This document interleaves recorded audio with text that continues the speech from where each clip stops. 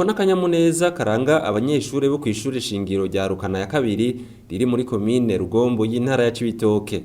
Salvatore Nzobonimpa, umunganizi w'umuyobozi w'iryo shure shingiro riri mu gace ka Ruhwa ku rubibe igihugu c'u Burundi gihana n'igihugu c'u Rwanda, avuga ko naho havugwa ibihuha bifatiye ku ntambara zirangwa mu gihugu ca Republika iharanira intwaro rusangi ya Kongo naco nyene gihana urubibe n'u Burundi, ko imirimo ijanye no gutanga ubumenyi ku rwaruka rw'u Burundi yagumye ibandanya kuri iryo shure. Abanyeshure ngo baratonda ukuri kwamye, eka mbere ngo n'abajejwe intwaro bagumye babagendera babamenyesha ko batosamazwa n'ibihuha. Twebwe ngaho imirimo twabananije tuyikora nubwo hakomeje kuvuga havugwa ibihuha bitari bike, kuko twe murabona ko duhana urubibe n'u Rwanda, tugahana urubibe na Kongo, bakavuga ko iyo Kongo irimo umutekano muke.